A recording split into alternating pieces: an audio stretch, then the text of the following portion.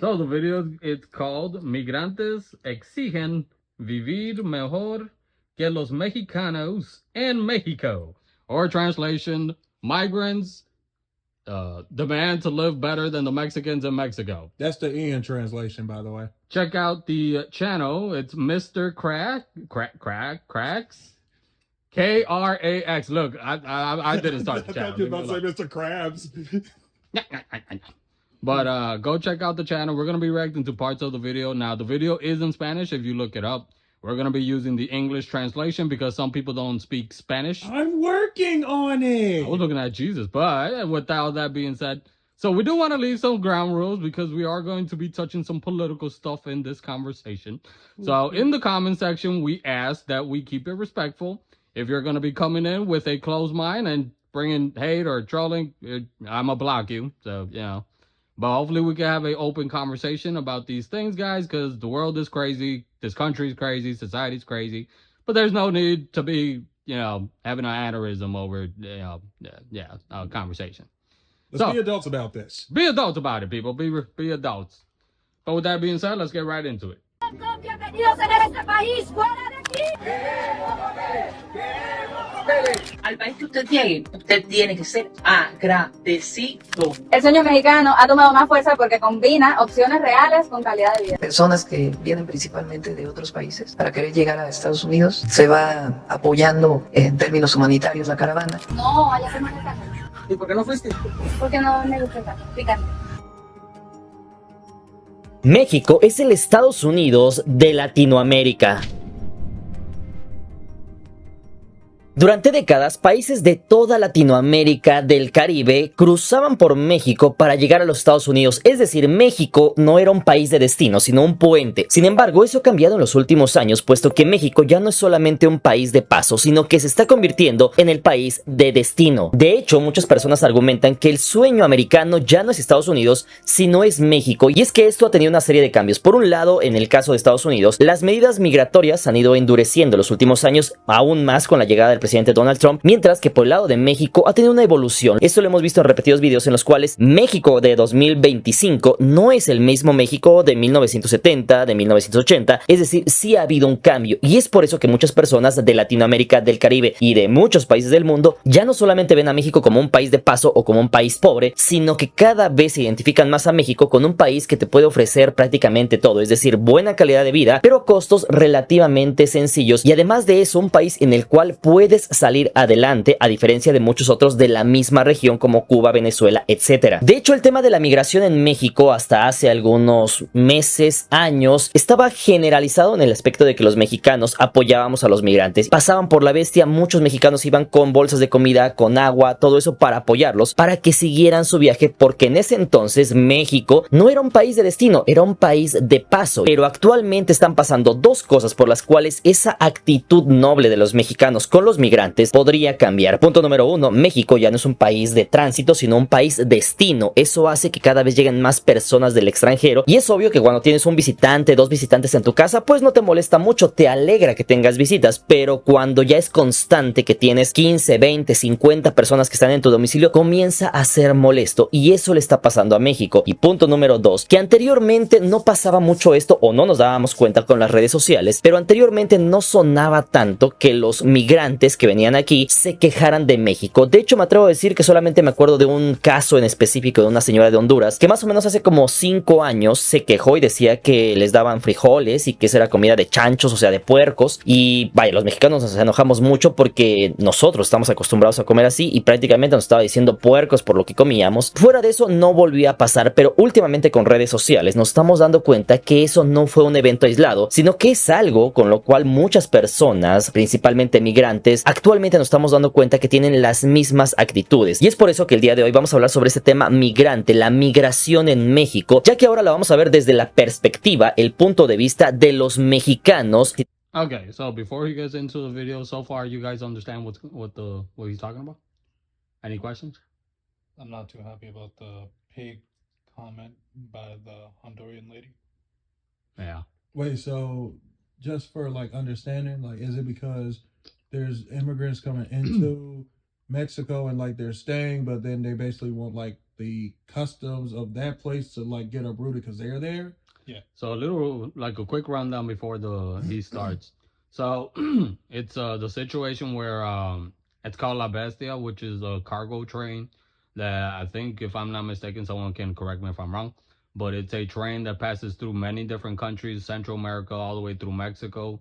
I don't know where exactly it stops, but I believe it's in the Guatemalan Mexican border, and that's where a lot of migrants who some of them pass away on the way there, but a lot of them take that train. So it's immigrants coming from like other Latin American countries and Caribbean countries coming in through there, but there's also a lot of the migrants who have been deported from the U.S. who are from different countries that are ending up in Mexico, but they're not native to Mexico.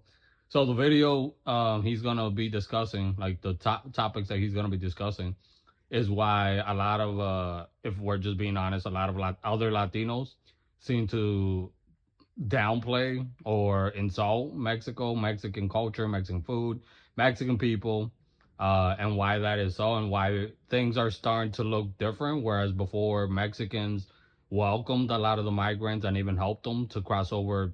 Typically, it was the crossover to the U.S. Whereas now they are protesting throughout Mexico that they don't want a lot of these migrants, and they're protesting like, you need to take care of Mexicans first, and then worry about other people from other countries. Okay. Anybody else? Wait, I have a question. So who are they saying that to? Like their president? That they What do you mean? that she needs to take care of them before they take care of the other? Yeah. So the Mexicans are telling the Mexican government, and then the migrants are also protesting that they want the same rights and citizenship that Mexicans do. Even though before Trump came in, they wanted basically Mexico to help them, and then later help them cross over here. But now, because Trump has, closed off the border, to them it's like, well, I guess we're here. What else are we gonna do? But they still want the same rights that Mexicans do. But, well, you'll hear it as the video goes along. But it's, yeah. I see what's going on. Okay, wow. Número 1, el karma existe. A ver, mis hermanos, quisiera preguntarles si ustedes consideran que Trump tenía razón. ¿Y a qué me refiero? Frases como America First, Estados Unidos es para los estadounidenses, nos están robando los empleos, vamos a recuperar los empleos, nos están invadiendo. Esas y muchas otras frases fueron parte de lo que terminó por llevar al poder al presidente Trump por el hartazgo de muchas personas de Estados Unidos ante la llegada masiva de migrantes, ya que no podemos olvidar que durante el gobierno de Biden prácticamente se dejó la frontera abierta, es decir, había días en los cuales hasta abrían la frontera y pues las personas estaban esperando y se echaban a correr y entraban, no de una, no de dos, entraban muchísima gente proveniente de muchos países, y es por eso que mucha gente estaba harta y dijo, ¿sabes qué? Que vamos a votar por Trump para que acabe con todo esto que está pasando, y así lo está haciendo hasta el momento del día de hoy el presidente de Estados Unidos. No son bienvenidos en este país, fuera de aquí. No hay falta, fuera de aquí, no es tu país. Este no es tu país. Sin embargo, ¿por qué te estoy comentando todo esto que tiene que ver con México? Pues es que dato interesante es que cuando comenzó todo esto de las redadas, hablábamos justamente en este canal, vaya, nosotros como mexicanos no nos agradaba eso. ¿Por qué? Porque simple y sencillamente nuestros paisanos estaban allá, lo único que querían eran unas oportunidades para trabajar, ellos pagaban impuestos, que Estados Unidos necesitaba la mano de obra de México para continuar produciendo. Sin embargo, todo parece indicar que ahora el karma nos está pegando en el aspecto de que ahora estamos sintiendo la migración como en su momento lo sentía Estados Unidos. ¿Y a qué me estoy refiriendo? Últimamente se han viralizado videos en los cuales se puede ver, punto número 1, una gran cantidad de migrantes que están llegando a México. Estamos hablando no de 100, no de 200, estamos hablando de miles, incluso algunos hablan de millones. Y es que de hecho todo iba medianamente pasando, es decir, había mucha gente que estaba a favor, mucha gente que no estaba a favor, pero actualmente está pasando un evento o un efecto interesante, y es que la gran parte de la mayoría de la población se está yendo en contra de los migrantes, de las caravanas migrantes, y te estarás preguntando por qué. Y es que, derivado de las redes sociales, se han hecho virales videos en los cuales se puede ver a personas de muchos países, ya ni siquiera vale la pena decir exactamente de qué países, pero personas que en su momento dicen, es que a mí no me gustan los tacos, yo no quiero eso, a mí me gustaría esto. O sea, definitivamente la comida no les gusta. No, yo creo que ¿Pero todo. qué es lo que les da? Tiene uno arroz con frijol ahí picante, revuelto con eso. Y picante. Nos están dando sardina. ¿Cómo es posible que los niños les den sardina? Eso no es comida. Dígame, yo le invito a que usted me diga que en el tronco de la alimentación está la sardina. Esa es una comida digna para un niño en el maternal y en el preescolar. Ni siquiera para niños de primero, ni segundo, ni tercer grado. Nos están dando frijoles con arroz nada más. Eso no es comida. Nos tratan inhumanamente. Nos tratan como perros porque nos ponen a trapear y a barrer y no nos dejan salir. Okay, so real quick, this is if anyone's confused, so like we said, this whole thing takes place in Mexico. But the reason why I wanted to choose this video is because there's, like he said, there's a bit of a correlation to what's going on here in the U.S., where people feel some type of way about the migrants, especially during the Biden administration, when, you know, the door was pretty much left open and people just came in and people were living off the government, going on social media, bragging that they were living off, you know, U.S. Tax money. And it was, unfortunately, the confusion also happened and misinformation where it was believed that all migrants or immigrants here in the U.S. were living the same way, of getting all the rights that a lot of the migrants that came in throughout the Biden administration did, which was unfairly, if you ask me, because a lot of immigrants who have been here for years and busted their ass off, haven't committed crimes, have been paying tax money, and, you know, just being, you know, lawful. If you, I know people are gonna, oh well, you know, they're here undocumented, blah blah blah blah. But when with a lot of these people that were coming in, and I don't want to just focus on the Venezuelans, but we can't deny that there were a big majority of the migrants that were causing a lot of the troubles. Um, Not everyone, right? But a huge portion of the Venezuelan migrants that were coming in here were doing a lot of shit, whether it was, you know, New York, Colorado, here in Chicago, California. Like, it seemed like no matter where a lot of these migrants went, they were causing a lot of problems. A lot of them were recording themselves on social media and bragging how they were okay with, you know, like Americans pretty much paying for whatever they wanted. And unfortunately, it's what we're kind of seeing that's happening in Mexico, where a lot of these migrants, a lot of Cubans, Venezuelans, Haitians, Hondurans are coming to Mexico because they can't, you know, cross over to the U.S. anymore. And that's basically what they're doing. Like the lady was complaining about the food, saying that, you know, like it's basically you're feeding dog food to them, which is pretty offensive because it's like, you know, imagine here in the States, people in homeless shelters to be complaining about the food that they're being given, instead of being grateful that a country that isn't yours, and that is something that pisses me off because my people, right, our Mexican people, we don't do that. Our people doesn't come over here to this country. However you might feel about the immigration situation, they don't come over here demanding this and demanding that. They bust their ass off to work multiple jobs throughout, you know, every day to make a living, to give a better life to their children. And you have these people who are coming to a whole different country, and he's gonna touch on something that I want to discuss a little bit on the socialism part. Jesus, I know you and me have talked about socialism within a lot of these countries like Venezuela. So I do, you know, when we get to that point, I want to talk about that. Maybe I do feel that it's a big influence in the mindset and culture of a lot of these migrants. Not everybody, but it seems to run rapid, like in a lot of the mindsets of these people. I was gonna say that when they were covering like the migrants who were here and who were living in the tents Uh-huh. and stuff like that, because I'm sure you saw stories of that, right? Yeah. Where they were living in tents and like really impoverished conditions, and they would put them in like random places in the city. Um, I saw this one interview of this lady, Mm-hmm. and she said that we crossed here earlier in the year, and this is like around what during the Biden administration, 2023, something like that. And she said, we've been here for like 6 months. We thought, you know, we would have a house by now, some type of help and stuff like that. But no, they were intense. They were just moving from place to place because that's what the city would have them do. and stuff like that.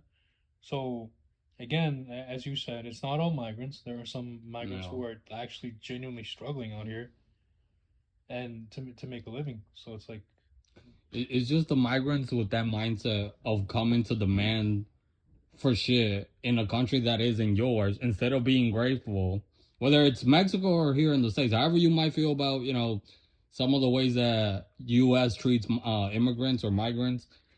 Nevertheless, there are still people out there, you know, that were helping a lot of these migrants in the tents. We talked about a lot of that stuff that we saw here in the city, that it broke our hearts to see stuff like that, because, you know, it's sad to see families out on the streets living in tents, especially with Chicago weather. oh Yeah. But the problem that I think a lot of people, like what the video started off with, why a lot of people voted for Trump, not everybody, but a lot of people that did vote for Trump, was the whole, why are all these migrants being given all these opportunities that other, you know, people haven't, including U.S. citizens, like that. And then again, Or Latin community.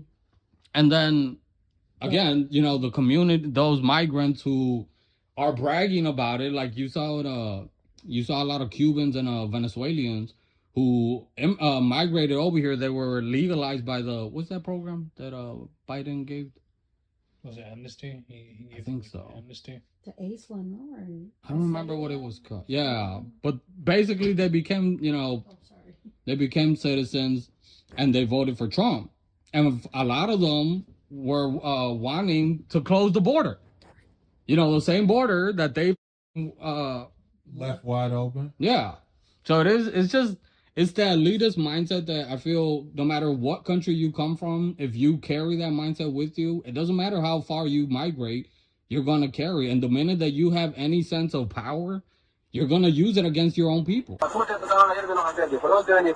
Decirle cómo te trataban, que te trataban como perro, por no te vendiste. Aquí no hay dos andares que hicieron para que haya regresado. Que valiéramos, no salir a la calle. Y en ese aspecto, eso ha llamado mucho la atención de la gente de México, además de que por otro lado están exigiendo, ya ni siquiera están pidiendo, no es como que llegas a un país de ilegal y dices, oigan, échenme la mano, no, ya no están pidiendo, ya están exigiendo, es decir, están haciendo manifestaciones en las cuales dicen, necesitamos que nos den papeles, queremos papeles, queremos papeles, queremos que nos den vivienda digna, que nos permita la presidenta, que nos dé casas y que nos dé esto, y queremos que la presidenta nos dé programas sociales y que gracias presidenta porque nos está dejando entrar al país. Mira, resulta que estos amigos acá, los que tienes justamente en pantalla, venezolanos de nacimiento, ya se la prendieron, carne, y ya están bloqueando aquí en el eje central a la altura de la avenida Juárez, bien contentos, bien felices, y la vialidad y la movilidad, que les importa un cacahuate. Nadie quiere llegar a los Estados Unidos. Aquí todos queremos llegar a Ciudad de México. Algunos quieren llegar hasta Monterrey, pero para buscar mejoras. Y dicen que si les dan papeles mexicanos, ellos pueden trabajar en mejores lugares donde ellos puedan ganar buen dinero y no haciendo trabajos injustos de 14 a 12 horas, no cavando 5 metros bajo tierra. No sepa que nos van a llevar y si nos están engañando, no nos están engañando. No vieron que no iban a hacerlo con luto, que no nos iban a dividir y ahora resulta que nos están dividiendo y que quieren mandar a una persona para Guerrero y a otra para Morelia. Entonces, ¿qué fue lo que prometieron ayer? No lo están prometiendo. Ya están solicitando crédito Infonavit la gente de fuera. Con todo respeto, primero para México, y cuando todos los mexicanos tengan casa, ya se le puede dar a otras naciones y poquito a poquito. México no tiene medicinas ni seguridad para su propio pueblo, pero eso sí, ya estamos abriendo la puerta para mantener a medio continente. Nueva caravana de migrantes del 2025 está saliendo desde Tapachula. El recorrido fue hasta llegar a Ciudad de México y su destino final es llegar a Monterrey. Y todo eso está haciendo que la gente en México se enoje porque dicen, ¿cómo es posible que yo siendo mexicano, que he estado viviendo aquí toda mi vida, he aportado al país, he pagado impuestos, he trabajado, todavía no tengo una casa, pero vienen personas de otro país que entraron ilegalmente al país, que no llevan ni 5 ni 10 años, que llevan muy poco tiempo, que prácticamente muchos de ellos ni siquiera trabajan, no generan ingresos, no generan o no pagan impuestos? ¿Cómo es posible que esas personas prácticamente no son mexicanos, estén exigiendo cosas que ni los mismos mexicanos tenemos? Están exigiendo vivienda digna, unos empleos bien pagados, están exigiendo que no quieren trabajar en la construcción o que no quieren barrer, que no quieren trapear, que quieren empleos de más categoría, mientras que por otro lado, pues los mexicanos, muchísimos mexicanos tienen esa clase de empleos, albañilería, limpieza, etcétera. ¿Cómo es posible que en nuestro propio país los mexicanos estén en segundo plato y los extranjeros, los ilegales, los inmigrantes, pues prácticamente quieran que se les regale todo y con los impuestos de los mexicanos se les pague todo lo que quieren sin ni siquiera hacer nada? Vi un reportaje o un TikTok de la caravana Vean cómo estamos, está lloviendo y nos dejaron solos.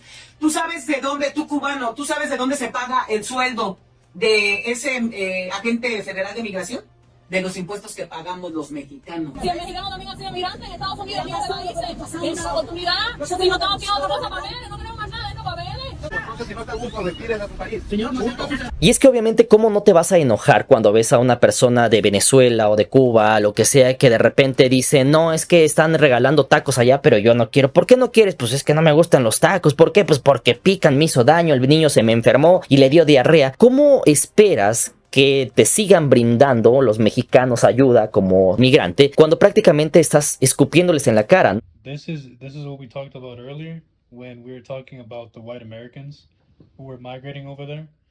And this is one thing that I forgot to mention during our earlier conversation about how they're forcing the cities near the borders in Mexico to basically take spices off of the menu. What? For the food.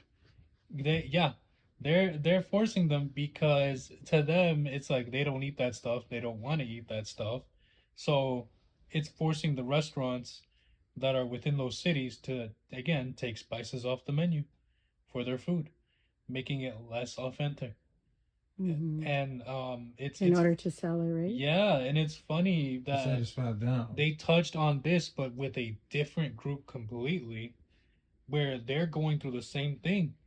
And I just wanted to point that out. Like, I just found it so like funny. Imagine if you come to the U.S. as a foreigner and you tell them, no, I don't want burgers, I don't want cheese, I don't want hot dogs, I don't want fries. Give me, and then enter whatever the hell, you want. Yeah. Like, it's again, imagine you go to somebody's house Mm. and then That's better. they're offering you, I don't know, soul food or tacos And you're a gas. For They're fries. Like, I don't want that shit. I want a salad. The word, actually, I'm going to interject here. Don't me so much. The worst you could do is you like you said, the scenario is you go into somebody's house and they offer you something that like to eat, you reject that, but then you don't even ask them. You just go into their pantry, go into their refrigerator, and you make yourself something. Yeah. You don't ask them, you don't talk to them, you just, I'm going to do it myself. And the crazy part, a lot of these migrants, they're getting upset that Mexicans are reacting in anger. Like, you people aren't even grateful for the help that you're being given. You're demanding rights, and you're not even saying thank you for, the help that Mexico is giving you guys. I got a question. Because we're basically regurgitating some of the points that some of the people here would say to migrants who are coming from other places to here. Like, you guys are being ungrateful for being here. You guys should be grateful for being here. What do you guys think about, like, these just common things that overlap? I can go first. So back to, excuse you. So back to what we were discussing, or what you guys were discussing it, or thinking even earlier. It's interesting to me because, like, exactly how they're like this. I never thought of this Mexico perspective as the same as, what's going on here in the U.S. But it's interesting because I totally lost my train of thought. Thanks, Richie. What'd I do? Your burp threw me off. Like an hour ago. Yeah, but I knew I was gonna say something. And Did you want me to tag her in? She can smell it. Okay. There you go. Thank you, Jason. I was just thinking of it, but you can go ahead, Ian, and then I'll come back to it. Well, I can at least say this. It's pretty clear that this whole migrant subject, this is a bigger issue than what the U.S. is making it out to be. And I know we're on the world stage of it because the whole Biden administration, the surge and everything like that. So this is a little bit interesting that this is happening on the side of Mexico. And I'm just going to say it, that the very fact that over here in America, because not everybody, but a lot of people here in America just sees Hispanic only as Mexicans. They don't think that this is an issue happening for them. in Mexico. In Mexico. Like this is really actually just kind of insightful to me because it for one it does show that as different as our cultures can be and all of that, there's similar problems. And on top of that, it does, go right hand in hand where it's like what affects one does affect other places too. And I know that the U.S. is always just putting itself on a pedestal, like, "Whoa, is our country? We got it, this, and that." But it's like it seems to be it's that same issue in Mexico, with literally the same issue where you got people coming in not being grateful, people trying to help them, they're not grateful for that, and yet still demanding more. And then those who've been there for years has been always asking for something, still ain't getting anything. I think the difference is that I don't know whether they've said this in the videos before because I kind of forget. But they're not really telling them to go back to where they came from. They are. Oh, they are. In Mexico? Okay, they are. Yeah. They are. Go back to here? Or back to their original? Back to their, whatever country other they countries. Oh, yeah. Okay, so we seen this almost a decade ago with in Europe when there was like all the wars that was happening in Syria and throughout the Middle East and everything, and Africa. Like you were seeing that with a lot of the refugees that were going into a lot of European countries and how people were reacting one way or another. I think that's the situation always with immigration. I think immigration it has its pros and cons, right? If you're having people coming in and they're bringing something to add to the economy, add to, the society and all that, it's great. Then it works. I can also understand the people who say, we can't just leave our border doors, open. And that is something that I've for years had thrown at my own community, the Hispanic community. Because for years it was always like, oh no, just, the border, leave it open. And like Mr. Crash, whatever his name is, said at the beginning, is this karma of Mexico? Because now they're feeling the same thing. And to all these people, Venezuelans, Haitians, Cubans, whoever, a lot of those people who are saying, oh, well, it was one lady that was saying that Mexico is supposed to help them because it's the human thing to do. Okay, lady. Well, when Venezuela gets back on its feet and whatever neighboring country is going through some sort of problem and half of their people is coming into your country doing the same thing, then come and tell me that it's the human thing to do. Because right now and I feel bad. It's felt that, a lot of these people are having to leave their countries. No one's leaving most people aren't leaving their countries and going through the hell that a lot of these people are having to go through to get to Mexico, to get to the U.S. for fun or because they just want to leave their country. They're not, they don't have first class plane rides all the way to the best places in America, in Mexico or in Latin America, like the U.S. citizens are doing. So I agree with the side that people are saying, like, go back to your country, because that's how I felt even during the Biden administration. Fix the situation that's going on here first, because you got your American citizens who are homeless, who don't have meals, who are unemployed, and then you have immigrant communities who've been living here, who've been paying taxes, who should have also gotten some sort of help. I'm not saying give them everything that you gave all the migrants that, Biden just let into this country either. Because then at that point, it is unfair. We saw that here it was a couple reports in a lot of the black neighborhoods in Chicago, where a lot of instead of, for years, they have been complaining for a lot of their schools, their parks to be renewed or to be fixed up. What did they end up doing? They put a lot of the migrant tents out in a lot of these places and pretty much just gave the middle finger to the black what's it called? Community members, where and people were pissed off. And see, because I heard this from people I know, where the problem becomes, where the generalization comes, where we start saying, well, I heard this firsthand. I heard it from somebody right in front of me. And, we were cool with each other. That they were like, oh, send them back. And to me, as somebody who grew up in a Mexican, family, I know those words and how much they hurt. So even though it wasn't directed towards, the other immigrant community, I know how hard how much it hurts to hear those words.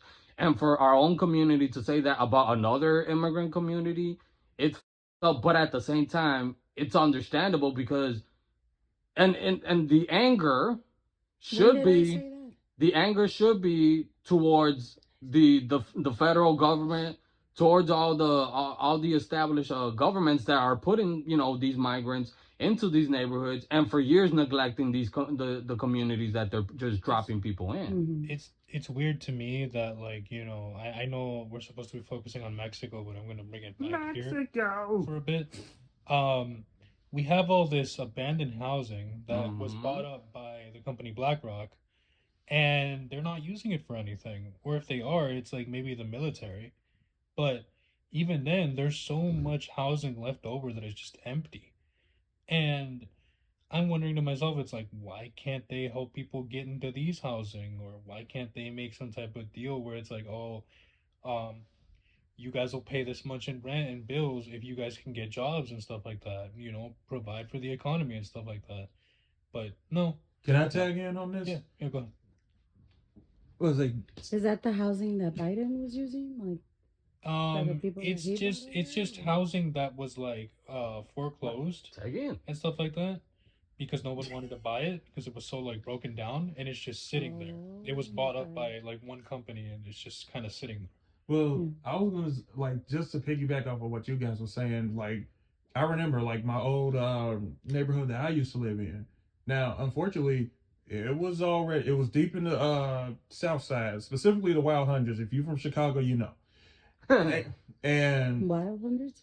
The Wild Hundreds. Yeah. If you know, you know. But it was already ran down. Like, just to kind of describe a little bit of the area, it was just like, there used to be like a mall strip there, but it later got, like, the land is still there. Now it's just it's a abandoned parking lot. They haven't used that land for years. It used to be an Aldi up there, like a store for the local community. That got closed down. The Aldi's still there. The Walgreens left. So what I'm trying to tell you is that it was really underserviced, and it was kind of just for the locals there. And what they did was they did put one of the migrant camps there.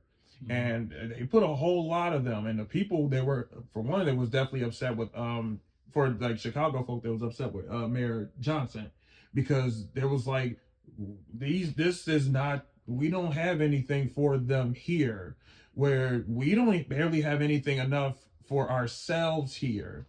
And you promised you guys just took in these migrants, and you like said that they'll have like, this and that, and then you dumped them in essentially an underserved neighborhood. That's not helping them, and it's also not helping the people that's been here already, because the resources was already limited. It was scarce. And like, now they're there and they got kids, and there's the people who's been here for years and they got kids. It was a whole mess, guys. I can't stress. It's just weird. It was a whole mess. Let me ask you guys a question. Sorry to interrupt you. Who do you think benefits out of all this? Like, from having the foreclosed houses, like bringing all these migrants over, right? And obviously you're not people giving at the top. Exactly. All right, but think about it. Like, you're bringing people in, and you're giving them, to be quite honest, temporarily, housing, temporarily, all that, and you're over the community, because they mostly put them in the underserved places first anyway. But if you really wanted to help them, that's what I'm saying. Like, if you really wanted to help these people, why would you be having them living out in the streets? Why would you be, you're giving them iPhones, and some of them even living in a 5-star hotel, sure. But again, it was only temporarily. Like, there was no real plan what we were going to do with a lot of these migrants, and then just throwing them. Like, did you not think that putting them into a lot of these neighborhoods that are already struggling? You want an answer? Because, and I'm saying this as nice as possible, it's just, and we talked about this before, because our country wanted to be the big brother in the situation. They wanted to, we're going to provide the best solution for the migrant problem. By name, that sounded great, but then that's when it's like, okay, migrants are here. Now you said we would have the best plan for them. What are we gonna do? And right, like you said, no one actually worked out a plan. Nobody worked out what's gonna happen, the specific things like that. No, we just said something to make it sound like we were, running to the rescue. Organization. Exactly. But then when it came to actual execution of this promise that was made, we didn't have a plan. So then we had to scramble for a solution. In other words, send them to Chicago, send them there, send them there. And then of course they left it to the officials in those cities and all that, accept them or not. Because remember, at one point all of them was going to Texas. But Texas got ran over, and so then the mayor of Texas was like, I'm sending them to Chicago. And he sent them by the planes. The buses, the planes. Everything did. So yeah, they said it by name. We're going to be the ones to put an end to this whole problem with migrant thing. And that sounds great, but no one actually thought about practicality and how to actually execute this out. And so the best way they just scribbled a solution was dump them here, dump them there, dump them somewhere. But there wasn't no thought exactly to what they were going to do. And then it left everybody worse off. I think we all can agree on that. Yes, I agree. What do you guys think? I agree with Ian is saying, because I feel like, this all happened when, unfortunately, Biden was in administration or whatever.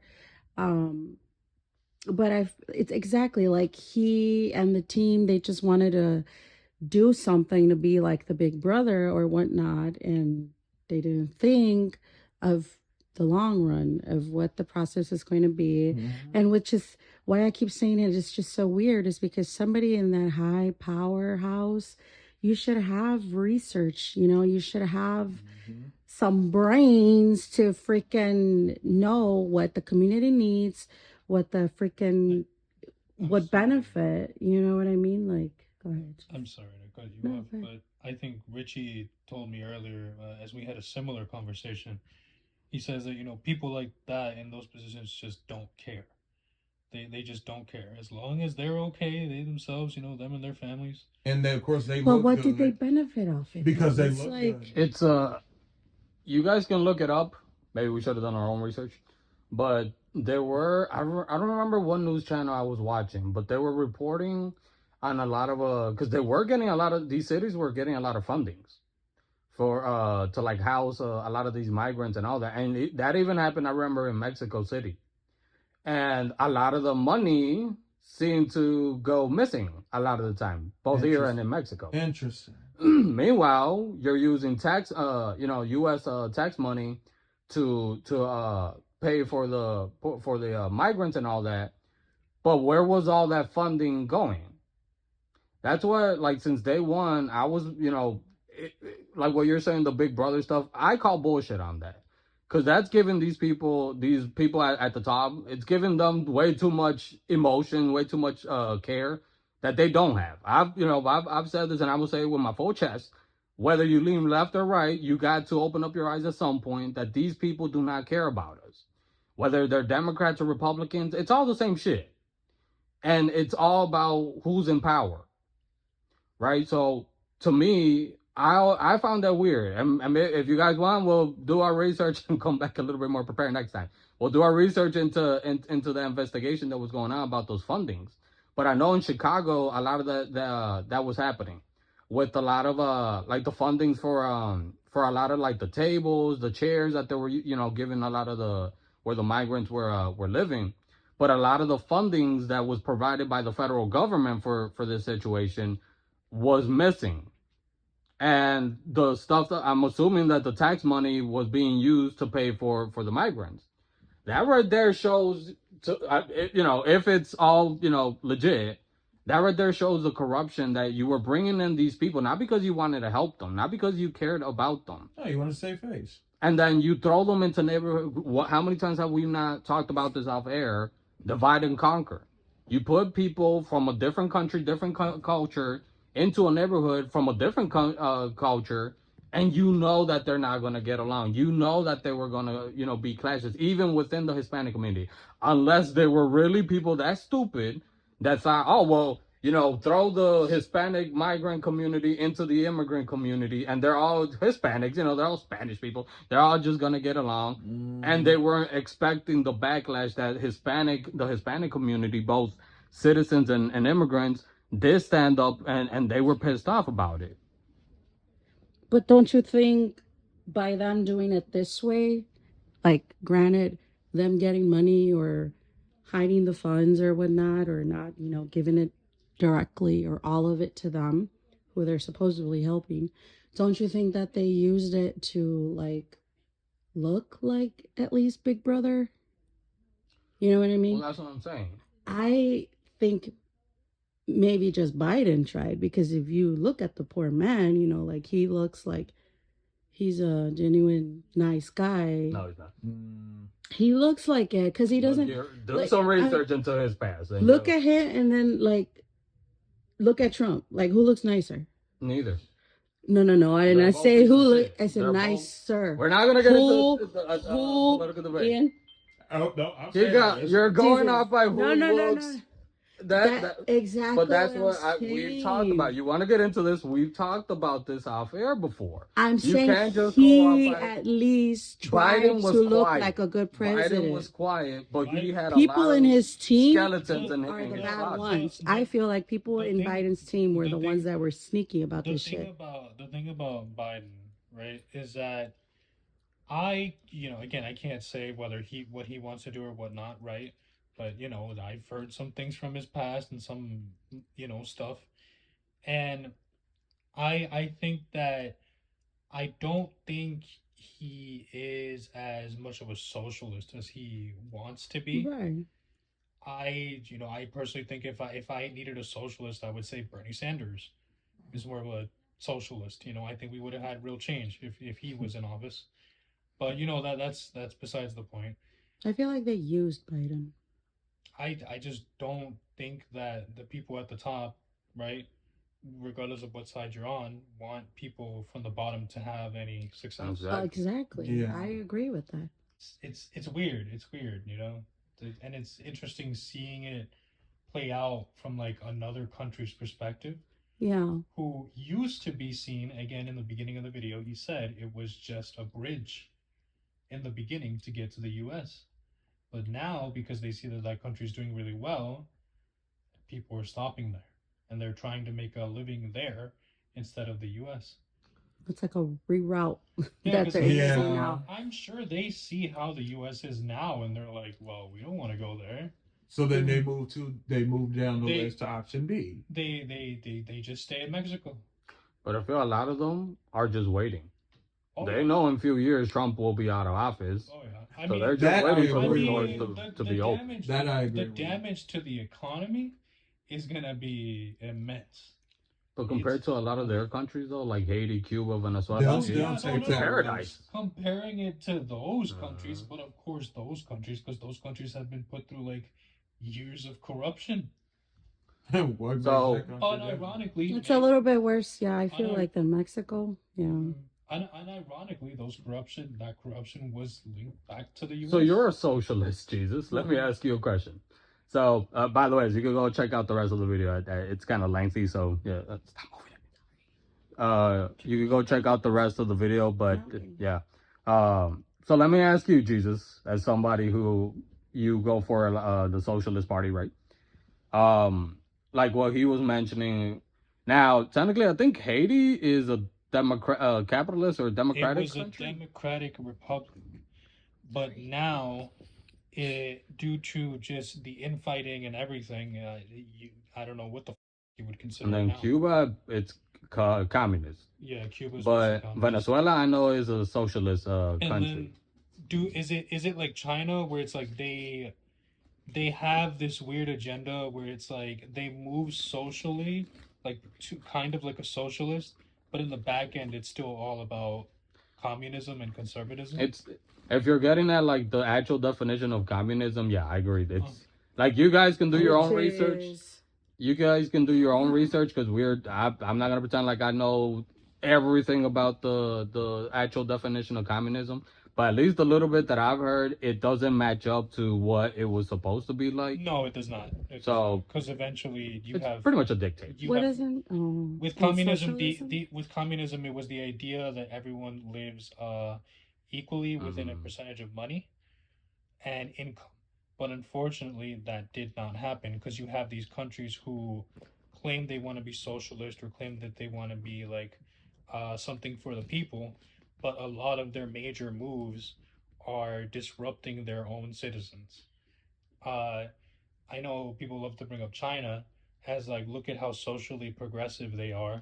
And to an extent, yes, they are. They have the agenda of we'll move socially, but communistically, we are conservative, like around on a global scale. So explain to the people the definition, at least your interpretation of socialism. My definition of socialism would be the rights of like equality, right, should equate to human living, right? So that means everyone deserves a chance at a fair life and with health and stuff like that. I don't think that there should be any catches to that definition. I do think that we can make that work. It just takes someone who isn't greedy to make it work. So pretty much none of these work. Yeah, that's not gonna happen. No, But it's not. It's not. something that in the video, Mr. K mentions later on about like the socialism in Venezuela is how they had a lot of these programs that I'm assuming it's like here with the food stamps or Yeah. what was it? The food stamps, the SNAP benefits. No, the other one. Social Security. No. Welfare. Yeah. Like like a lot of programs that are supposed to be free for a lot of people, and what he was arguing that in a lot of these socialist countries, people are forced to be made comfortable being given a lot of these things. And I kind of see it with a lot of the Venezuelans that are demanding a lot of those rights, that it's like they're coming in with that mindset where a country like Mexico, for example, or even here, well, it depends who from here goes to a different country and starts demanding. But at least from Mexico, you don't see, Mexicans coming over here, hey, I want this, and this, and this, and this.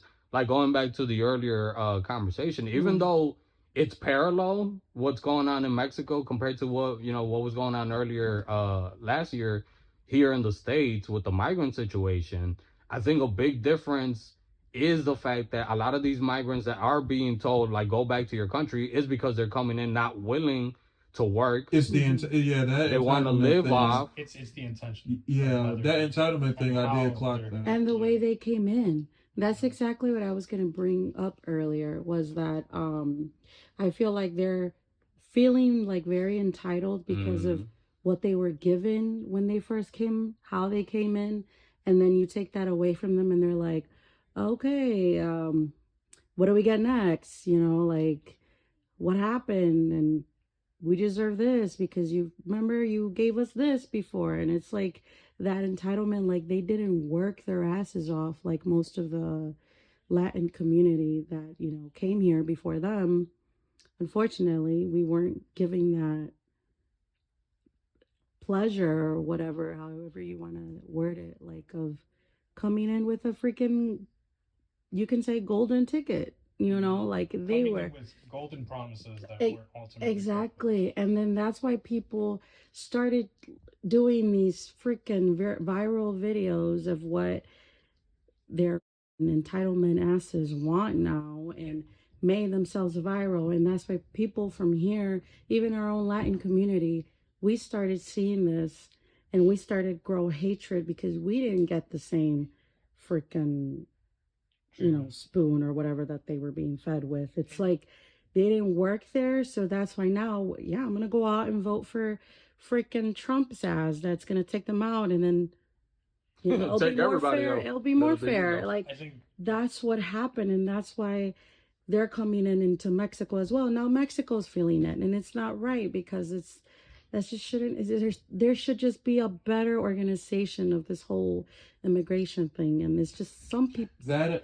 People out there need to become smarter and listen to smart people and still Listen benefit to off us. of it. Like, what the freak, you know? Like, No, there's that- ways to yeah. go about that. Don't be stupid. No, Like, that I agree with. Where it's just again, it'll benefit everybody. it's literally it's pretty obvious as just this immigration thing is it's a big It's issue. going off hand. Right, and it's not just on the American stage or the Mexico stage. This is just a thing around the world, and I don't think anybody has handled it correctly, to be honest, because it's just easier just to do the default of just send them there, or we'll send them there, and just playing like ping pong with people's lives and stuff like that. But it's like maybe we need to address this issue differently. Yep. Where it's like, what are we gonna do with these people? How to get them at least established on their feet if they want to stay later, or at least just get them like some kind of footing if they want to make the choice to stay. Get them some citizenship if they want to just move, go back, or from there's just we gotta approach this a way Or differently. like do it the way that they help like people on welfare, like citizens that are here, because I myself, I'm not embarrassed to say, they helped me out when I didn't have a job. They were giving me the link card or whatnot. No, that's what they're supposed to. But they were also pushing my ass. Like, they changed it to where, like, yeah, you can't be on this forever. Like, you gotta come here. We'll show you how to do job applications. Yeah, that's what I'm saying. But do that to them also. Like, there's ways to like Unless keep it you're going the without elderly just freaking. or completely disabled, like physically or intellectually disabled, people shouldn't be on any of that. And that's even goes to the U.S. citizens that are in a lot of these programs. That's the reason why a lot of them are freaking out now. There should be some sort. The problem that I have with the way that this certain president is going about it and his administration, where if you want to cut out or at least start adding a little bit more into like the restrictions in a lot of these programs that are being abused by citizens. Well, as far as I know, only citizens, because a lot of these programs don't, immigrants they can't apply. They don't qualify. No, it's mainly it's sad because they can qualify to pay for a lot of citizens who are abusing a lot of these. They should be taken off, or there should be like, okay, you guys can, if you can walk, you can think, you could talk, you could dress yourself. It's like unemployment. When you're unemployed.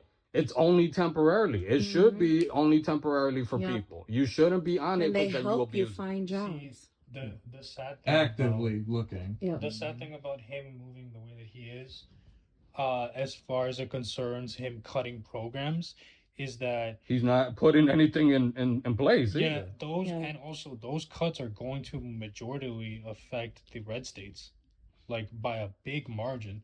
There's a lot of people who live in those red states who are on those programs. Exactly. Simply because their own economies suck. Because the people who are in charge of like trying to help those states don't care. Yep. Or believe they're that only looking out for themselves. Yeah. Or have the belief that no one deserves a free handout. I see this story of a lady who lives in a small town in like Alabama. And that small town doesn't have a fire department. They only have like 3 police people on duty at most. Their local hospital got shut down, so now they had to go like at least an hour away to the bigger town. What? And she says that the Republican leaders who are conservative here, and they're also Christian, they don't believe in helping the community like that. She says that she tried to pick up the trash from the street, and someone came up to her and yelled at her and said, "No, don't do that, because taxes might raise or something." And I'm just like, is this what these like what this current administration wants? But I think that's like way off base. And I really quick, for anybody leaning right, we don't, at least I don't think anybody of us lean left or right really here in this room. But for anybody who's leaning right, that feels like we're out here promoting free immigration, open doors, and all that, that's not what we're promoting. There needs to be rules. I think we can all agree there needs to be order, there needs to be rules, and it should apply both to the ones coming in as well as the ones living here. And you should, as a government, take care of your own people before you start taking somebody else's. And to the immigrant communities, because we have said this, well, okay, let me speak for myself. I've said this to a lot of Hispanics in the past also, who are undocumented in this country. You enter, let's just call it for what it is, illegally. Be grateful for what you have here. Don't be complaining, well, in this country, compared to where I'm from, blah, blah, blah. Then go back to your country if it was that better off in your country. You have to be grateful for what you're given. Or whatever you earn here, whatever however you feel about it, nevertheless, you're still living somewhere where you're not from. Technically, yeah. Beggars can't be choosers. That's right. I think that there's a lot of work that needs to be done. One big thing that I think is that they should reform the process of immigration itself. Yes. The legal status process. And it's not going to happen. I personally think unfortunately, it's not going to happen. You know why? No, hold on. Why are you so negative? No, because I'm being realistic. Because what people don't like to talk about too, the federal government, they want to pretend like they're all law-abiding citizens. Illegal immigration, whether they admit it or not, that also benefits them. Yes, that is a revenue. Yeah, everything benefits them. It benefits them, not us. Everything. I know. Everything boils but down if we to money. stick together, Richie, we can do it. I think I know what he means by that now. Yeah. Because I know what I said earlier, where it's like they pay taxes, but they don't collect any of the money from the taxes that they pay because they have those numbers that they have. Instead of like us filling out tax forms, they just have to put in this number. Right. There you go. Yeah. And going off by Kika's little cheesy rah speech, but what that is speech. Say speech. Her little call to action. But as cheesy as have faith. As cheesy as it might sound, I do agree. We're not gonna get these people to feel. Let's just face it for what it is. People in power do not give a about any of us. But we as a society, if we come together, whether you lean left, right, somewhere in the middle, outside, if we lean together and we force the hands of these people, the people that we put in power, the people that should be serving us, just like we put them in power, then we might be able to actually see some changes happening. But if we're just out here bitching and moaning and fighting and killing each other over shit that really doesn't matter at the end of the day, preaching and debating online, and we're all even the people online who are profiting of the hatred that's happening in this country right now, whether it's the people on the right complaining about the liberals or the people on the left complaining about the Republicans. If you guys, I'm just speaking to the ordinary citizens, if you guys fall for that, and then don't expect any changes to happen. But if you really think this two-party quote system is actually going to make a change anytime soon, forget about it. I told my sister this because I realized this after the 2020 election, where Bernie was like one of the last two contenders for the Democratic Party, but there was some funny shenanigans going on in their party, and a lot of people did not want him to represent their party specifically. And I was like, I know that in my lifetime I will never get to see like a humanitarian socialist president who like genuinely helps the people and genuinely makes sure that everyone gets the help that they need, whether it be temporary or lifetime. So, and I know people are like, it's unlikely that you'll ever get like a third party like in office, but at the same time, I heard all of that about Trump's first term, and unfortunately, look what happened.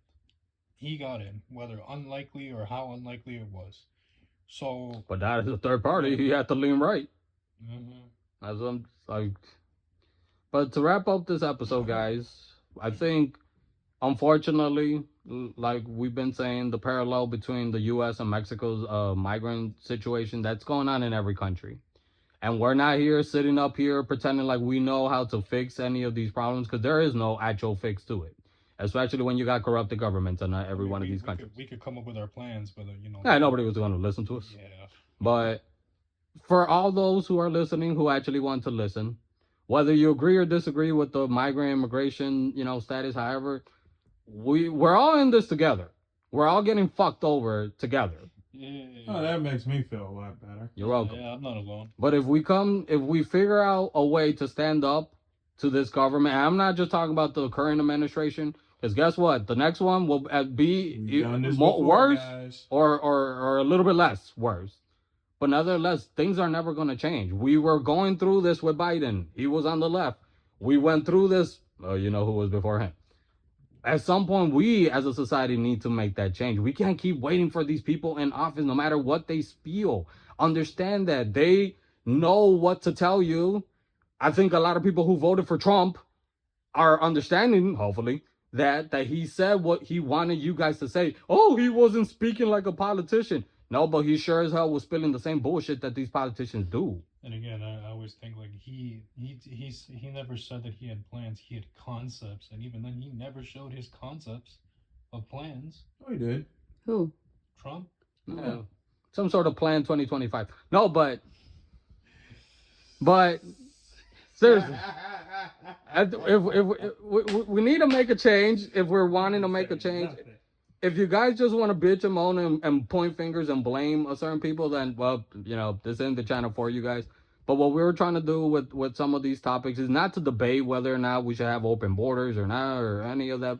We just want to raise awareness, guys, because, I mean, it's like... independent thinking is what we're trying to push. Well, I'll at least say this, because, like, it is, again, this is a hot-button issue, and I got to be honest, I'm glad we can talk about this, and you guys should be able to as well, but that's not going to happen if we're just angry, if we're looking at it from just the bias of, well, I'm leaning this way, I lean that way, well, I don't lean anyway. Well, the influencer that I'm watching said this. Right, it's like, you know, we can have this conversation as, you know, different opinionated as it is. As a society. Right, because, I mean, I just want us to get back to the days where we can agree to disagree and everybody can go home safe, or we can, you know, just go through the, like, hard topics, and then after that, do you guys want to get something to eat? We need to get back to that. We need to end this clown show that has become our political, you know... Or our country, to be honest, because this is just SNL on overload. I never thought SNL was funny. All right, but with that being said, guys, thank you for tuning in. Go check out the original video. Like we said, we only did like 10 minutes of it, but our episode is going to be pretty lengthy. But thank you to everybody that shared their opinions here. You're all fired after this and canceled. But with that being said, guys, in the comment section, please keep it respectful, but please do share your opinions, whether you agree or disagree. Keep it respectfully. Spread positivity. Yeah. At all times. Love and happiness. Not hate, positivity, please. Because that's all we, at this point, one of the few things that we have control over is what we do with our voices. And that's what the four of us, are choosing to do with our platform, is to try to spread independent thinking, open-mindedness, and positivity. You know, because it's getting scary out there, guys. And it's not going to get any better by just beating your chest and yelling at the top of your lungs about whatever side you lean and whatever is burning your ass. We're not cavemen. We're not just bashing people over the head until somebody gives up. So if you guys like what we said, please share our video. And if you have any ideas on how we can relate and move forward or anything at all, contact your local officials. Believe in yourself. Actually, contact them once. Speak up. And create your own. All the above. And subscribe to our channel. And don't fear failure. And don't fear subscribing to our channel. And promoting us too. But with that being said, guys, I'm Richie here with Kika, Ian, what up? And Jesus. See you through my eyes. We'll see you guys next time. Take care.